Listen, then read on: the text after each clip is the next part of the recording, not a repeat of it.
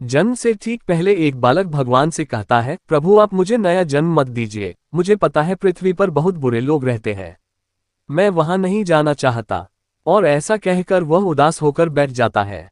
भगवान स्नेहपूर्वक उसके सर पर हाथ फेरते हैं और सृष्टि के नियमानुसार उसे जन्म लेने की महत्ता समझाते हैं। बालक कुछ देर हट करता है, पर भगवान के बहुत मनाने पर वह नया जन्म लेने को तैयार हो जाता है।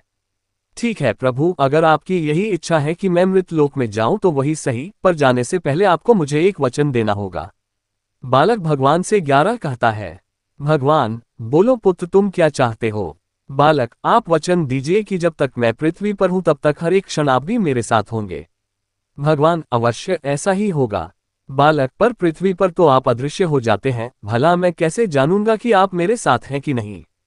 भगवान, जब भी तुम आंखें बंद करोगे तो तुम्हें 2 जोड़ी पैरों के चिन्ह दिखाई देंगे, उन्हें देखकर समझ जाना कि मैं तुम्हारे साथ हूं। फिर कुछ ही क्षणों में बालक का जन्म हो जाता है।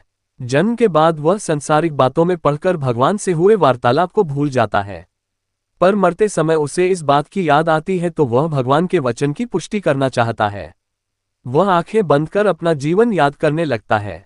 वह देखता है कि उसे जन्म के समय से ही 2 जोड़ी पैरों के निशान दिख रहे हैं, परंतु जिस समय वह अपने सबसे बुरे वक्त से गुजर रहा था उस समय केवल 1 जोड़ी पैरों के निशान ही दिखाई दे रहे थे। ये देख वह बहुत दुखी हो जाता है कि भगवान ने अपना वचन नहीं निभाया और उसे तब अकेला छोड़ दिया जब उनकी सबसे अधिक जरूरत थी।